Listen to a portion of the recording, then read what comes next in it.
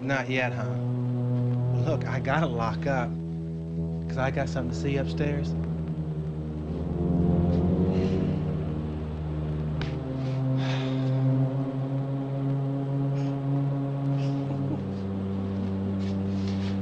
Oh, boy. Oh, guys, I'm really gonna hate to do this. But I gotta make sure you're okay for the night.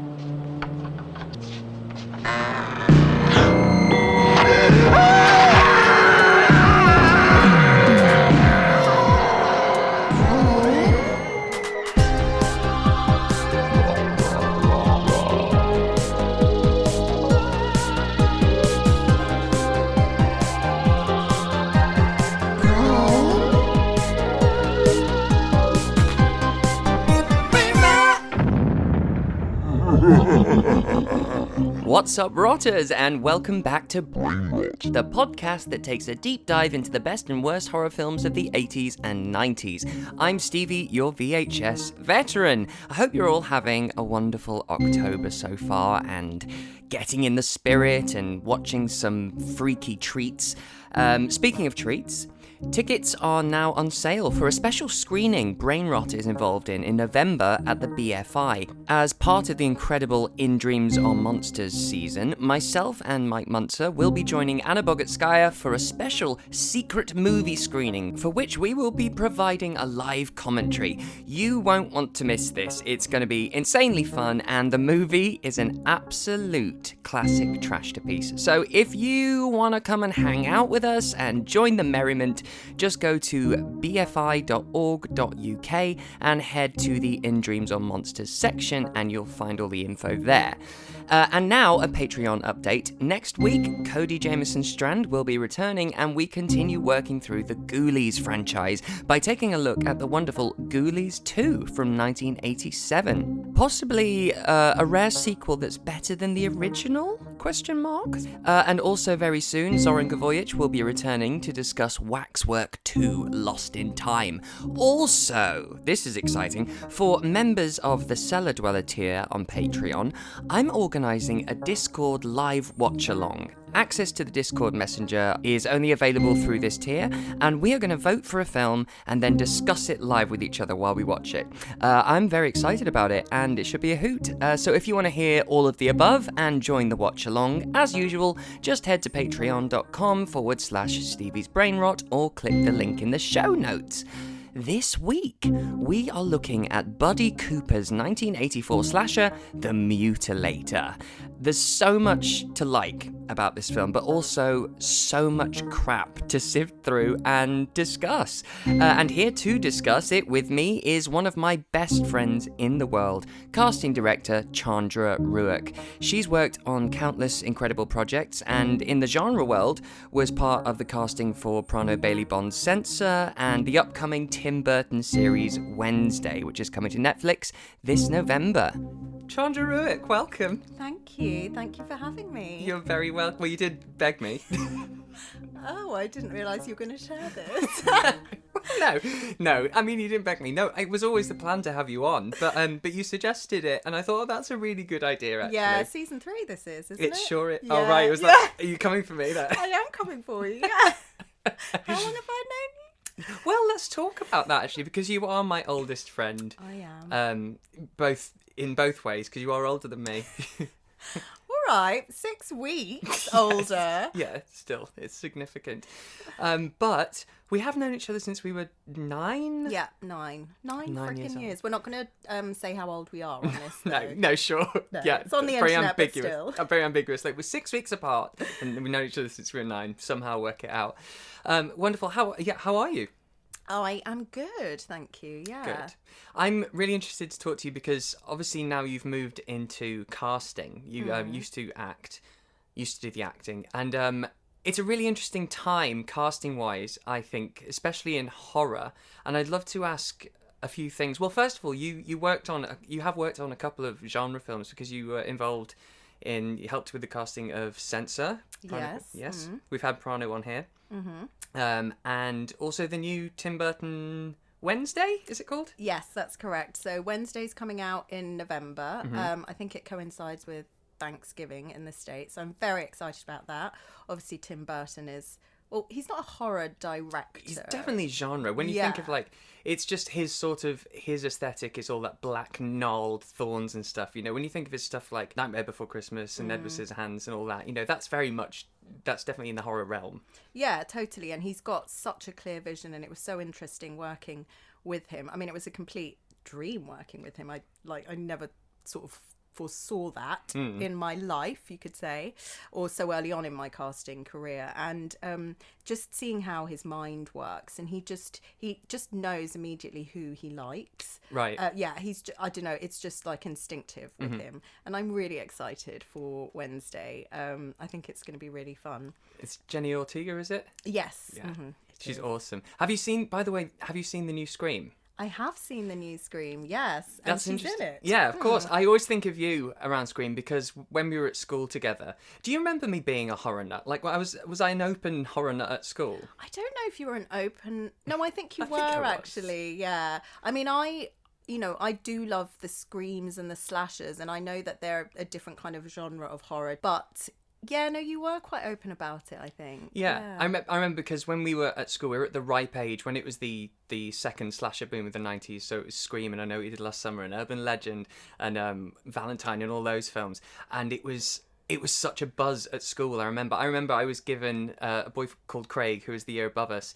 He had a pirate VHS copy of I Know What You Did Last Summer, and it was doing the rounds. Oh my God, I don't remember that. Really? Yeah. Well, it was doing the rounds through school, but obviously because I wasn't the most popular, but I wasn't like, I was about to say a loser, and that's a horrible word. We went to a nice school. Yes, I know. There was no hierarchy. No, there was, kind of. You're Yeah. at the top, that's why. I know!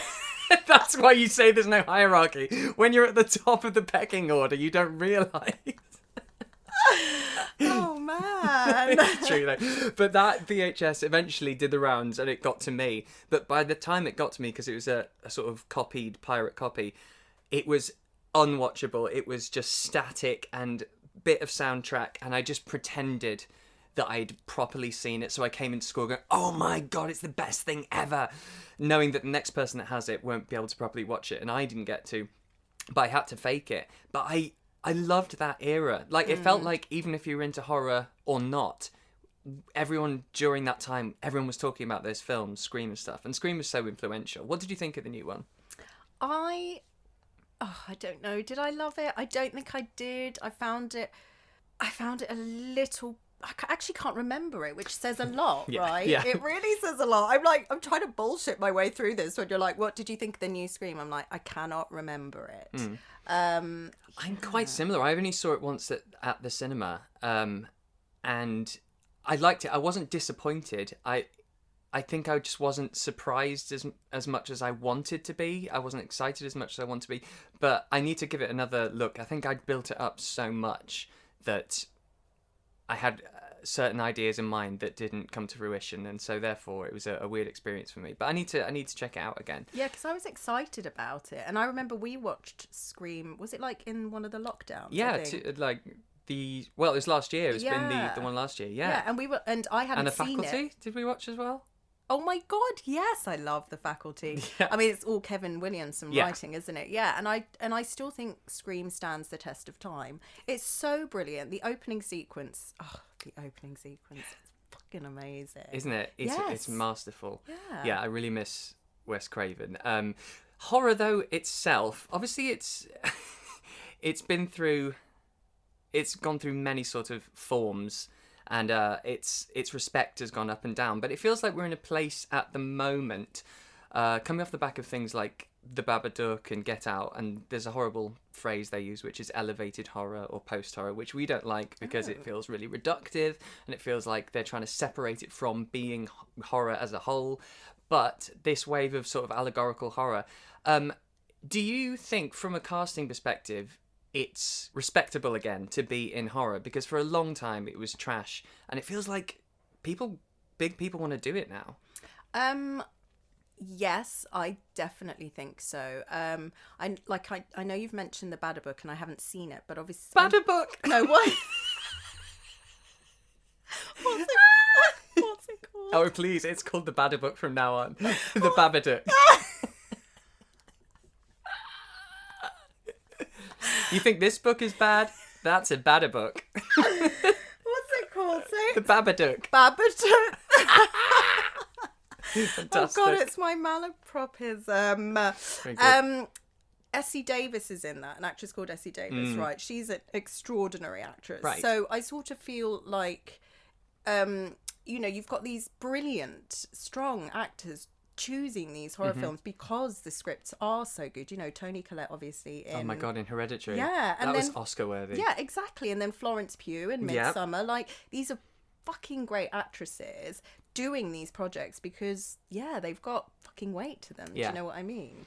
And it feels like there's a lot more trust in it now. Obviously you've got studios like Blumhouse, but they churn out surefire hit horror and they do the remakes and stuff, but then you've got like A24 that put out Midsummer and those sort of films, and it just feels like we are in a place where it's finally garnering respect again, and I'm really excited about that. So I, having said that, let's take it a little bit back to the year we were born. Oh no, that's another clue. Oh God, I knew you were going to say it. I was like, oh, this is the... Oh no. Oh no, I'm not going to... No.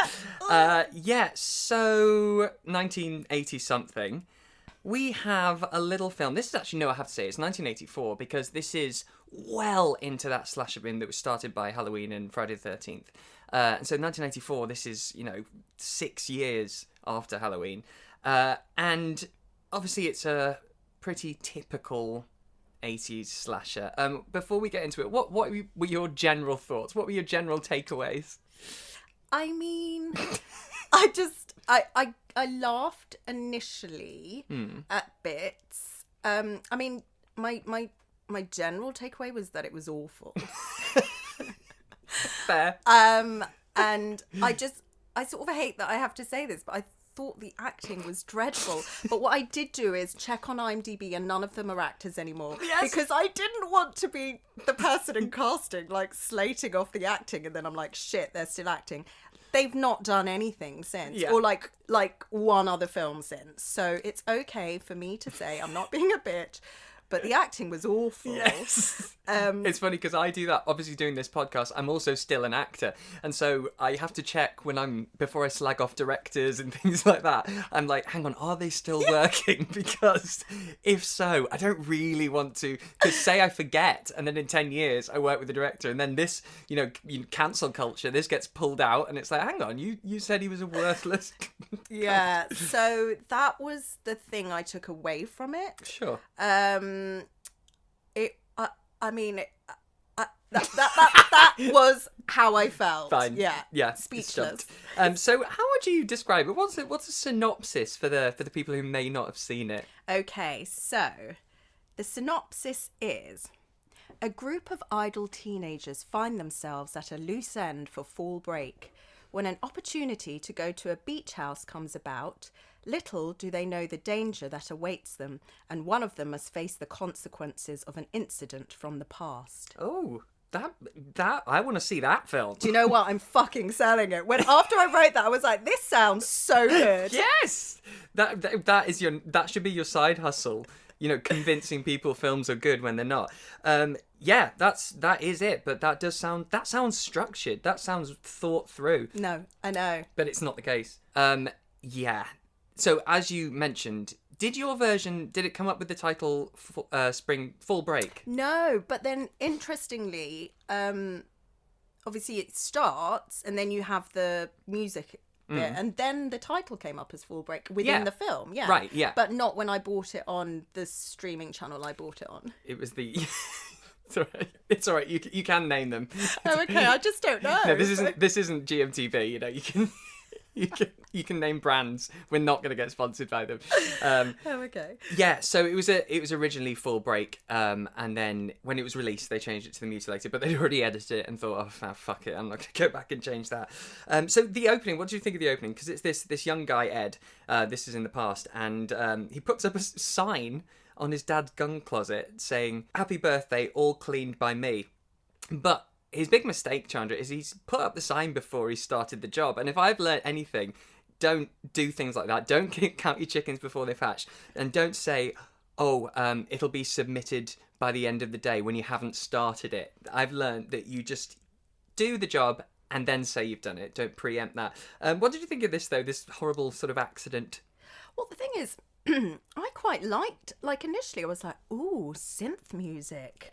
Edgy, yeah. And then, you know, I actually loved the synth music. It actually felt more 70s for some reason. Yeah. And then I checked, actually, so I'm absolutely not comparing this to Twin Peaks, but I was like, oh, the synth music sounds very Twin Peaks, but Twin Peaks actually came later. So I was quite intrigued. And then I just found it so weird because there was like no dialogue at all. And then this kid starts cleaning a gun. Yeah. And I was like, oh yeah, this is America. So like America. Yeah, so like of course there's just like this well, it's not a cupboard, like a cabinet of guns. And like, yeah, okay, I'll clean the guns for my dad. But then I was like, why on earth would you then just do what he did? Well, to give us a horror film. That is why. So he shoots his mother by mistake through the wall. The lady playing his mother... Is it the wife of the director? I think so. That's not the story I was going to say. Why? Maybe it is. No, because... Who stepped in at the last minute? Yes. Oh, do you know about this? Well, no, because at the end credits, I was like, that's the same surname as the director. Oh, yes. So then I was like, hang on a minute. Well, because she stepped in at the last minute. So the lady who was going to play that part, right up at the last moment, decided actually she can't be involved due to religious reasons. And I want to know the timeline on that between accepting the job and then getting to the point where it's like, how long has she been going, I don't know if I've done the right thing. Oh, is this right? Will God punish me? Is this right? And then just cancelling on them. Oh, dear. Oh, okay. But yes, anyway, so he, like, pulls the trigger, shoots the mother, which, you know, it's all a bit ridiculous. But then then the dad comes home and there's no dialogue at all. And I'm like, what? And there's no, like... you know, father going like, what have you done? It's just like, oh, you've done this. Almost like you've done me a favour as well, the way he sort of drags her around. Obviously it's quite indicative of where his head goes later on. He's already not quite right, I would say. Yeah, I mean, he drags her. What I found was hilarious, when he was dragging her, he was like looking around as if like there was someone there. It's like, in his own home. In his own home. I was like, okay, fine. And then gives her a drink. Yeah. And he covers up her big, massive gash. Yeah. Her big...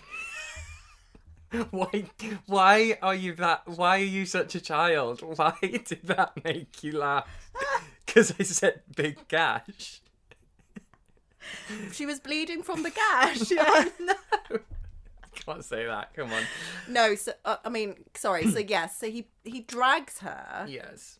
And then places her next to the sofa. Yeah. Has a whiskey and then gives her some of the whiskey. I think he's kind of having it's a goodbye, you know, because he covers up the wound with the boy's message as well, like happy birthday, and it's his birthday. But the thing is, we hear the sirens. This is what I was slightly confused about. So I'm assuming he takes the fall for his son, because the next scene, even though it doesn't say so and so years later, it's just you're meant to catch up and go, oh, we're in the future because Ed's older. I'm assuming the dad took the fall for it? Gosh, do you know what? I didn't even think about that. I kind of just thought, okay, I mean, the reality is kids do accidentally shoot people in America. I thought you were just going to say that generally about kids. The truth is, kids just accidentally shoot people all the time. No, but, you know, you hear those cases, so I just felt like, okay, that happened. It was a tragic accident. No one got, punished for it. But minor. Actually... your theory makes more sense to then what happens later. Yes. Yeah, so we'll go with your theory. Okay, fine. Yeah. But we do jump to the future, and so we meet our core group of teens. This is where the acting is... There is a lot of acting on the screen. Oh my God, so much acting, and also so much, like, telling us what is going on. So, like, literally, like, the first line... fall break, nothing to do. Yes, they each have a line, a really expositional line. Yes. It's not like last year when we didn't do anything. We've got to do something this year. It's amazing, isn't it? Oh, it's awful, yeah. And it's all really school play, like, what do you mean? I got a bad feeling about this. Yes, I literally wrote that down as well. I got a bad feeling about this. And it's like the director said, you speak like one after the other as well. Yes. It's not conversational at all. Not conversational at all. But the sort of the crux of it is that we find that Ed's dad has said, it's a very strange request. Hey, they're estranged, but will you come and close my condo for me because I'm not there and he's drunk? Yeah. And then what did you think of the theme tune that was written especially for this film? Fall break, we're gonna have a good time. We're going on now. A fall break, walking hand in hand in the moonlight. We'll be the sweet soul air. I swear we'll never part. I mean, I actually quite liked the theme tune. Right, it's great, but it's like... It's so wrong for the film. Absolutely, it's like an episode of The Golden Girls or Cheers. Like, a lot of the music is really juxtaposed to what is happening. It's absolutely bizarre. But that's the director's band. Oh, is it So, really? yeah, he was obviously just trying to get that in there. Can I Make just sure. say, that scene in the bar, there was this computer sound which was going on, and I was like, stop that fucking music. Really? It was like a... No, Pac-Man sound? Oh, it was, yes. Oh, my because God, one it of the was- girls' lines was, this fall break, I'm probably just going to get a high score on the computer. Oh, it was so frustrating. I was like, the sound just needed to be dialed down a little bit. Anyway, Oh, yeah. bless. Then we get our, it's what I will call light racial tension comedy. Because the only African-American in the film is the store owner, and there's a funny joke when our guy says, you have to be 65 to get the senior citizen discount? Now that's discrimination. I know, it's it's just- slightly problematic. Yes. But do you know what? At the same time, I was like, oh, great, there are some people of colour in this. Yeah. I wasn't expecting to see any, if I'm honest. So I was pleasantly surprised, and I was like, well, store owners, that makes sense. Yeah. Again, the worst acting ever. Like the guy... He was like, wait, you could just tell he was like thinking of like, oh, and now's my line. There was like no thought behind like, I mean, I just can't explain how awful the acting is. It's what I call Hollyoaks acting. And for international listeners, again, I have to be careful in case I end up working with people from Hollyoaks. But Hollyoaks is a soap opera aimed at young adults. And not always, there are exceptions, but quite often... it is known for quite wooden acting, and they kind of, you can tell they're just saying words and they don't know what the sentence means, and that's why the stress is on the wrong place quite often. It's like, oh my God, I can't believe what you're doing to me. And it's just like really all over the place. Hey, what are you doing over there? Come here. That's basically my extreme.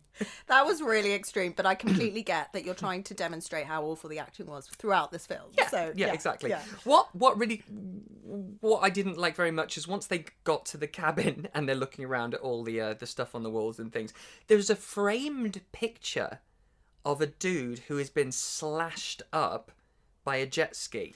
Oh my God, yeah, and no one questions it. That's when you leave. Yeah. That's when I go, do you know what? I don't think I want to be here. Yeah, 'cause- Why would you frame that? He goes, oh, it was an accident. My dad...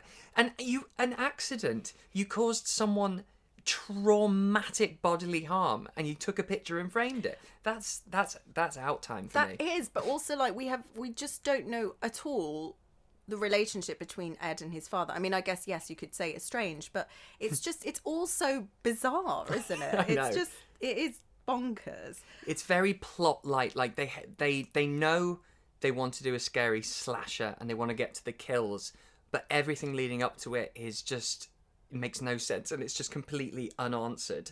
But then there were certain things which are like dropped in. For instance, like he mentions his dad was a trophy hunter. Yes. For instance. By the way, I thought of Jaws when I was watching this, which It's probably the Seaside Amity style.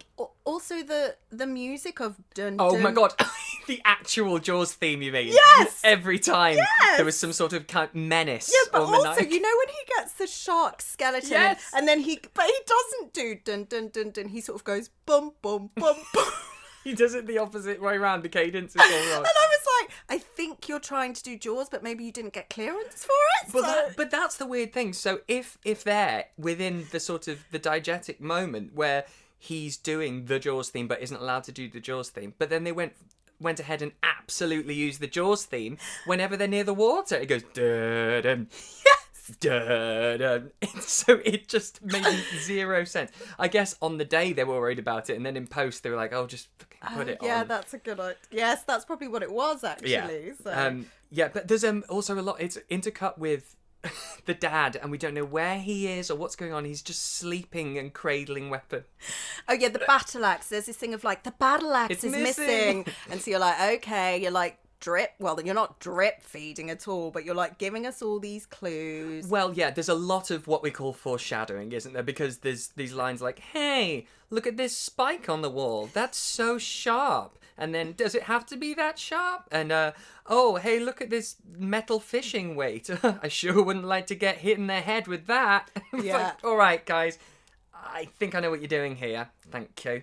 And then another thing, which from quite early on is sort of fed in, is sex, teenage sex. Yes. So, you know about all this, right? Because the sort of rules of the slasher is the virgin survives, which absolutely happens in this. If you have sex, you get killed, and all these sort of things. And so what I always think is weird this late on is why not change it up a bit? Because the formula was so tired at this point. But do you, even as like a not diehard horror fan, know that these are like the rules? I suppose it's from Scream. Yeah, actually, I have to say, I think I do know it from Scream. But then, obviously, with that in mind, when I was watching this, was like, fucking hell, like they keep talking about it. Like there's that mask thing where they talk, well, that's about, they mentioned the sacrifice of virgins, and they keep going on to Pam, because Pam is the virgin, Ed's girlfriend, and there's all these remarks constantly, because there's 6 of them, like 3 couples. There's all these remarks where it's just so obvious that they're like, you're the virgin. Yes. And I'm like, and you know, there's things like when they get to the cabin, it's like, where are the bedrooms, and all this stuff of like promiscuity. Yeah, and it's they lay it on thick. Even she says herself at one point, "Do you think they like me because I'm a virgin?" It's like, we get it, Pam. Yeah. Thank you. Then when they sneak to it's Mike and Linda, isn't it? Sneak to the tarp covered pool. Now this.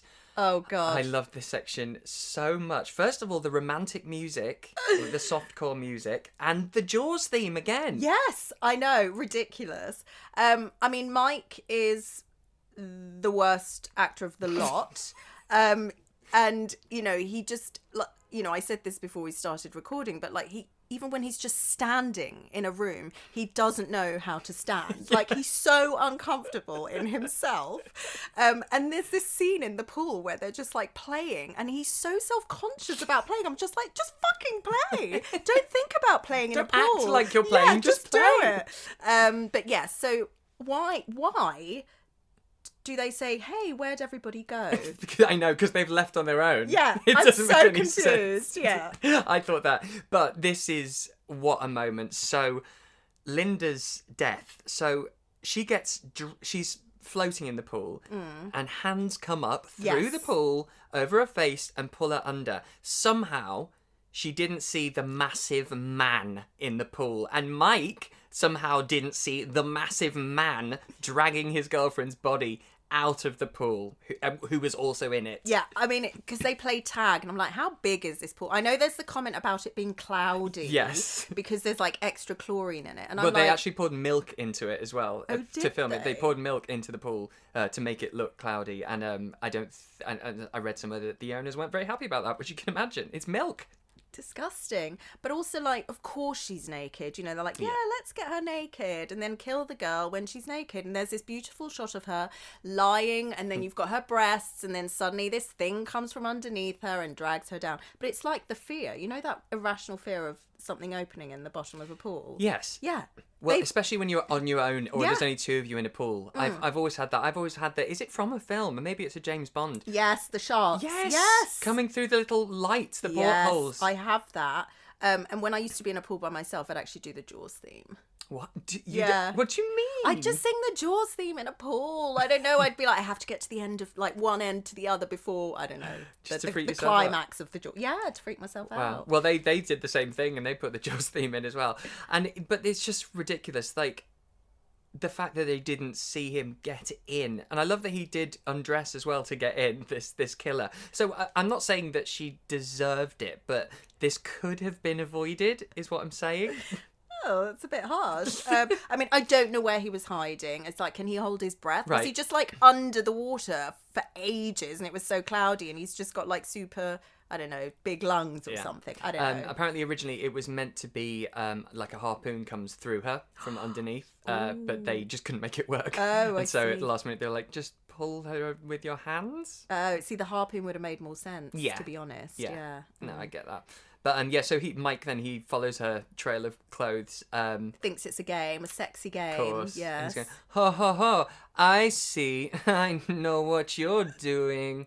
Really good impression. Thank you. But then, really cool kill. Is it? I think it's like a propeller. He uses like... Is it? I thought it was a chainsaw. I thought it was like the boat propeller from earlier that he kept from when he ripped up the guy. That makes more sense, because why would it be a chainsaw? This is not Texas Chainsaw. But again, Massacre. I'm not saying he deserved it, but he didn't do much to get away. He stands there going, oh no. No, wasn't it like, It's ridiculous. He doesn't even back up or try and move. It's absolutely fantastic. Could have been avoided. Loved it. He sounds disappointed that he's being cut up. He's like, oh God. But I'm like, good riddance. You're terrible. Yes. I think it's really effective that Big Ed is what we're going to... Big Ed? the dad. That he sort of hangs them all up on those spikes with their head. Yeah, it works because we're told that he's a trophy hunter, and that's basically what he's doing. But it is, that sound where he... Yeah. Oh, it's horrible. It's wonderful. So horrible. One of those aforementioned spikes that we had earlier on. Ooh, those are sharp. What, do they need to be that sharp? Fantastic. We get another random kill, which is Ben, the beach patrol guy. Yes. I quite enjoy this. I love decapitation. Oh, do you? Yeah. Oh, okay. Yeah, I'm into it. Right, okay, Yeah. cool. But first he gets the machete in the jaw, and then he gets decapitated, and I love that. Now, we need to talk about the game Blind Man's Buff, Chandra. Did you ever play anything like this? Well, I think I played something called Sardines, which is... Where you're all in a cupboard?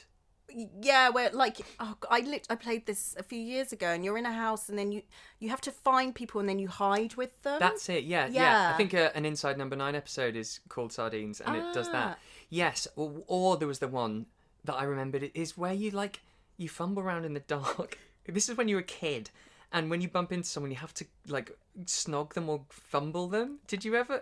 It's like, the sort of party we went to as a kid, which was outrageous for like 11, 12-year-olds. And the curiosity, obviously, and kids are actually so sexualized without realizing it at that age. Like we used to play grope tag or something. Do you remember? Oh my God! Or frigid. No, freeze. No. Yeah, well, you'd have to then... Oh, no. What was nervous? Oh, no, nervous. No, nervous. That's what we keep going up the leg. Oh, but this is what I mean. All these games. And obviously, it's because as a kid, your sexuality is sort of burgeoning and you're discovering stuff. But how inappropriate it was. I remember there was a game that we used to play in the yard. Like, if you get hit by the ball, you get touched up. It was just like... I don't think I took part in these games, Stevie. You definitely did. But the thing is, their version of Blind Man's Buff, I don't really understand their version of the game, because is it meant to be dark? Oh my God, don't even get me started on this. They were acting like they couldn't see, squinting their eyes, and I'm like, it is so bright. And clearly, I don't know, like, the light people couldn't light it for dark. I know that sounds weird when I'm saying it, but like, oh my God, it was so bad. It's so infuriating. And I wonder if, because it's been restored, maybe it used to be darker, the actual film, but that made me think, well, then they should at least close their eyes. And neither of those, it's neither dark nor their eyes closed. It's very, very much fully lit. Yes. Like, for the purposes of the movie, I guess, I know we've got to see something, but Ralph walks in, opens the fridge, and goes, anyone want a beer? And they go, oh, how did you know we were here? And he says, oh, it was a process of elimination. I say it's the power of sight, because he walked into a fully lit room and there were other people in that room, and he knew that because his eyes allowed him to register said people. And so really, the game is a little bit flawed, and I don't think it should be called Blind Man's Buff. I think it should be called Man with Vision Looks Around. I've literally put, what the fuck, playing the game and it's light, ? Exclamation marks. See me after class. Yeah. And then, yeah, I mean, why didn't they just close their eyes? Instead, they're like squinting their eyes, pretending it's so dark. Acting, yes, they're really acting hard, aren't they? And the funny thing is, I remember this from school when we had an improvisation class and we were told, right, imagine it's pitch black and you've got to find each other. And so everyone was squinting and walking around, going, oh, what's this? And then it was our teacher, Clive, I think, and he said, now, one thing that you've got to remember is when it's dark, you don't squint. Your eyes are as wide as possible because you're trying to see in the dark and focus. And so that I've always remembered that, and that's why it pissed me off even more in this, that they're squinting like, oh, it's so dark. Actually, you have your eyes completely wide when it's dark. That is so true. I didn't think about that. I don't remember that class, but yes. I'll never forget it. You should see my dark acting. You wouldn't believe it. You'd actually think it's dark. What in the fresh hell is the comedy moment when Ralph goes to lock up and there's a tinkly piano bar music and it speeds up like a vaudeville act and he does a comedy jig? I've got something to show you when you get back. Whoa, Lord. Goodness gracious. Yeah. Oh, I know. It's because, that bit, I was like, it's so random to just slip it in, but it's because it's the promise of sex, isn't it? Because she said, because she's like, can you go, so Sue, Ralph's girlfriend, obviously like Mike and Linda have gone off and they're missing, and then Sue and Ralph are getting down to it, and then she's like, oh my god, we didn't lock up, and then he's like, oh, and then she starts to kind of go, well, if you lock up, she uses sex as a weapon. Yes, she uses sex as a weapon, and then I guess the comedy speed up is just like how desperate he is. No, I know, it was very odd. I know, but who okayed that? Like, that must have gone through several people. Of all the people involved in the movie, did not one person query it and say, like, just, I don't want to step on anyone's toes. Studio movie, though. Well, no, I guess not. No. But does anyone think that the musical interlude's a little bit jarring to introduce this now, 45 minutes into the movie? No? Okay, as you were. Keep it. Fantastic.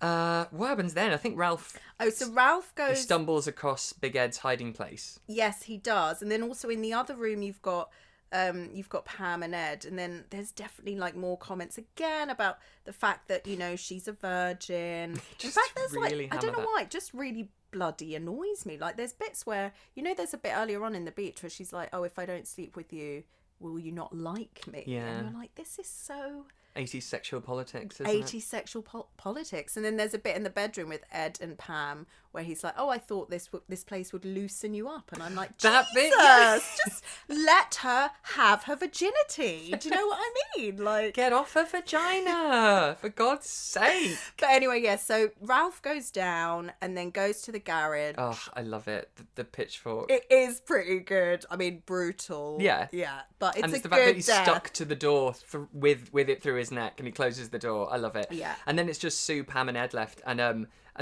they're suspicious something's up because all their friends are missing, and it's a very small house. So yeah, finally they're like, this is a bit dodge. Then Sue gets it. This is it. This is the most. Oh my god. Yes. So Sue, Sue's been out to find Ed in her nightdress with her boobs like jiggling around, but then she comes back out. Everyone's like, we gotta go. It's dangerous. She gets dressed and then they split because of course they split because it's so dangerous, so it makes sense to split up and find people. And then she goes into the garage and is confronted with this man and that hook which has been placed at the beginning of the film to make us realize it will somehow turn up at this point. I gasped at this bit, Stevie. I gasped and I couldn't look, and it's that message of like, if you're promiscuous, this is what happens. The father gets the hook and puts it inside her. I can't. I have to say, it's so gross. I've seen it before, but it made me really wince and cringe because it's so mean-spirited. And, all the other deaths, they're a bit playful and they're a bit, like, haha, silly, decapitation, pitchfork. But this is just so deliberate, and it's it's a message as well. It's really horrible through the vagine. and then the worst bit is it comes out through her stomach, her ovaries, her womb, basically. I cannot believe that was allowed, if I'm on it. Well, it got cut. There was different versions, so there was a large portion of that was cut when it was released theatrically. And I'm not surprised. It's so violent, a man doing that to a woman, and the message that sends out. Yeah. It's just grim. It's really misjudged, isn't it? Yes, totally misjudged. I mean, I love it because it's absolutely fucking gross, but it's just horrible. It's really weird. I don't think it sits in this film very well because it's been so kind of shitty and corny and bad acting and like that, to then have this almost Texas Chainsaw Massacre, although actually it's way worse than that. It's the placement of it. Yeah. If it was her gut, I mean, that would have still been horrible, but the fact that it is where it is. Because he carries her to, he could kill her when he gets her, but he doesn't. He's already got this in mind. He carries her to the tool, what do you call that? The tool desk? Yeah. Puts her on the tool desk. I don't think it's that, but let's call it that. Tool table. Tool table. Tool bench. Yes. There you go. I knew like desk and table didn't sound manly enough. It's got to be bench. Yeah, it's so rough. But Pam and Ed obviously find the bodies. Is it Pam that throws this fucking fishing weight? It's Pam. Yes. So Pam and Ed find what's her name, Sue, and she's also been decapitated, hasn't she? Yes. And then Ed locks her in like a cupboard because he's like, someone's coming, and then the father comes, and then they have a little fight, and then Pam breaks out of the cupboard, throws something at him. It's the dart thing that we talked about. Remember before? It's like, shit. Oh, I sure hate it if one of those was thrown at my head. Oh god, she stabs him with it. And then she throws that in his head and then stabs him with a knife. Yes, stabs him with a knife. Yes. Then they get into the car. Ed's had his leg not chopped, but like he's definitely impaled. Yes. And then the car doesn't start because something's flooded. The batteries. Fuck knows. Yeah. And then the light turns on. So the dad's body's in the garage, and then the light turns on, and suddenly the dad isn't there. But that's fine because we actually see the dad through the windshield when they're kissing and cuddling. We're like, oh yeah, there's the dad. And then the next thing you know, he's on top of the car. Yes, and she burns him with the cigarette lighter from the car. Oh yes. Now, what a mental idea how we had those in the 80s and 90s. A removable red hot coil in a vehicle full of petrol. It's insane. It's like smoking on aeroplanes. No, they're surely safe though. They were surely safe. No, they weren't, because I'll tell you what happened, Chandra. My mum will tell you this story. So back in the day when she was a smoker, everyone did in the 80s and 90s, they'll have 20 a day Benson hedges. And so she'd push it in and it'd start to heat up. And she said to me, oh, can you pass me the lighter? The 6-year-old boy taking out the red hot coil. And of course I dropped it and it rolled under the seat. Oh my god. And Mum was freaking out. We were on a motorway and we started to smell burning because it's like felt, isn't it, the car floor? Oh my god. You know what I mean? Yeah. Because there's a red hot coil in a car. Oh my god. In a vehicle. And so then we had to pull over. We had to find it. There was smoke. It was absolutely terrifying. Oh, God. Okay, all right. My bad. Sorry. Okay. But, I mean, it was handy in this instance. I love the fact also then when the dad is like going through the car roof with Yes. the axe, he's like, ah! And you're like, why do you need to make that sound? Why is he making that sound? Yeah. Yes. But yeah, then he gets burnt and then cops come, right? Yeah. Yes. Finally. Yeah, finally. Although, why? No one called the cops. Probably because one's missing. Yeah, I wondered that. And he's not picking up. Yes. On the I noticed Dad had a wedding ring on. Really? Yeah. And that's weird because we know the mum died. Because she got shot. Yeah. We saw that. We saw that. So I was like, maybe he just still really loves her. Well, yeah. I mean, trauma does crazy things to a person.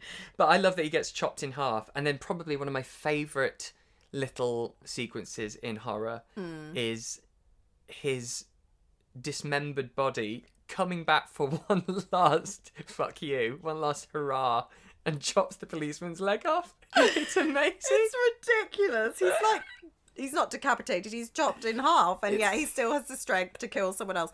Also, and again go, ah! Also, Ed only now realizes it's his father. It's taken him all that time. Now this is very, very confusing, because he says, doesn't he? He goes, ugh, it's my dad. Like, it really, like, he realizes they're in there. Oh, I thought he was kind of like, oh, it's my dad. Yeah, I mean, you did a better impression. But my mind went, oh, is he just telling her, oh, by the way, it's been my dad? Or is he just now realizing? That, to me, I don't know, that doesn't make sense. Surely, don't we know that? Because... Also, he's not been hiding very well. He's been walking around the house. Oh, I know. He's the worst hider ever. He walks really slowly with the fucking axe. You know, You're like, how are these kids not escaping him? Like, yeah, it floored me. Not in a good way. And it was flawed. And it was so flawed. And there's a stupid sentimental hospital scene just to let us know that they're safe and sound. A lot of questions there, but...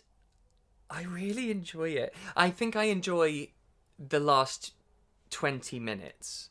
I actually wondered if I Know What You Did Last Summer was, what's the word? Not influenced by it.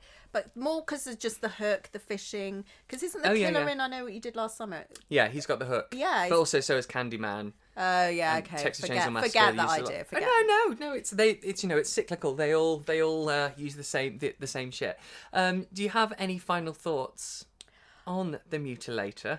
I mean, I believe there's a second one. Yes, it's just finished filming. What do you mean just? Yeah. Oh, I thought it was like maybe still in the 80s. No. Oh my God, I mean, I'm going to watch it. Yeah, but The Mutilator 2 finished production June 2022. Oh my God, I have to watch it. Right, that's why I chose this, because it's probably going to be coming out, and then I'm going to probably need you to come on and talk about The Mutilator 2. Oh my God, that's amazing. I mean, look, I enjoyed it because, these kind of films I never watched, ever, really.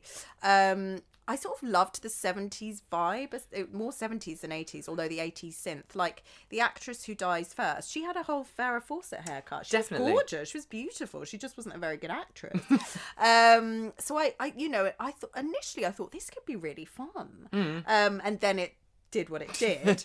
And actually, I think the hook inside of Sue, that was a step too far for me. Yeah, it ruined the experience. It's very strange. If it was that all the way through, if it was really nasty and mean-spirited kills, then it probably wouldn't stand out so much because there'd be others. But it just feels really out of place in this film. Yeah, really out of place. I love it though. I mean, yeah, it's very suggestive and provocative, but it's great. What was the last horror film you saw?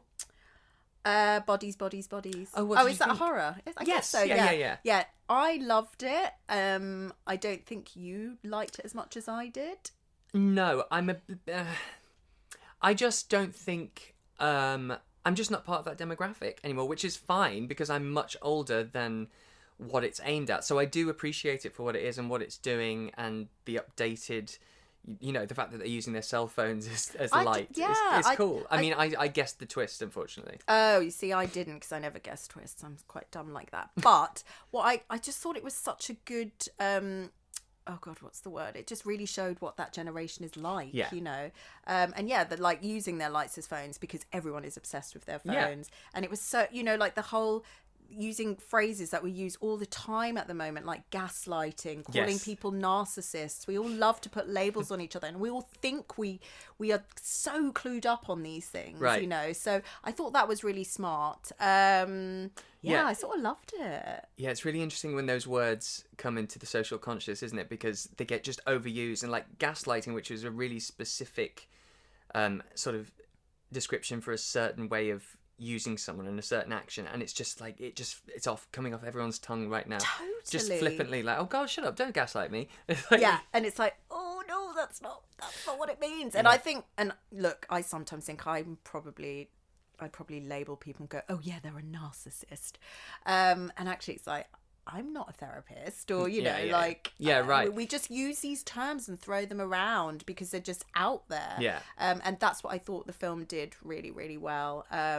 Yeah, I loved it. Oh, I know how we should close out this episode. Yes. It's completely not related at all. But obviously you and I, we've known each other for a long time, and we've got so many stupid memories, and we've done so many stupid things. But I wonder if we can still do ABBA Beatles. Yeah. So let me explain. So originally this was on a TV show, and it was only explained a little bit, and the first few were done on the TV show, but we decided to complete it. And it's basically, you have to do the alphabet and go from A to Z and name a band or a music act. So it would be ABBA, Beatles, Christians, ABC. And so Chandra and I one night decided to go from A to Z and get one for each, and then we started doing it like a little routine. So we'd go back and forth. You do A, I do B, or is it the other way around? I can't remember. I think I did A. Yeah. A, B, C. And then we did from A to Z, and then saw how fast we could do it. And what did we get it down to? I think we got it to like 9. Was it 9 or 11 seconds? Right, from A to Z. Yeah. I think we should try it. Okay. I mean, it's been a long time. I think I start, don't I? Yes, I think you do. So you start with ABBA. Here we go. ABBA, Beatles, Christians, Doors, Eagles, Fleetwood Mac, Goo Goo Dolls, Hives, Innocence, Jadakiss, Kooks, Libertines, Muse, NSYNC, Oasis, Pussycat Dolls, Queen, Ramones, Cirrhosis, Tenacious D, Underworld, Village People, White Stripes, XX, Yeah, Zootons. We did it. Bye, babes. Thank you. Bye. There we go. Thank you so much to my bestie, Chandra. Something tells me she won't be getting the Mutilator cast in for any projects anytime soon. I had so much fun though, and we must reconvene to discuss the Mutilator 2 once it's released. Next week, we will be discussing Graydon Clark's Without Warning from 1980. If that name rings a bell, Graydon Clark, he was the man behind the Cat Within a Cat movie, Uninvited, that we covered on season 1 of Brain Rot with Cody Jameson Strand. This trashy alien B-movie is a big favourite within the community, and it's currently streaming for free on Plex with ads or available to rent via Amazon. Cannot wait. If you'd like to stay in touch and up to date, on Twitter and Letterboxd, it's Stevie's Brain Rot. On Facebook and Instagram, it's Brain Rot Pod. Alright, I will see you next week, Rotters. Toodles!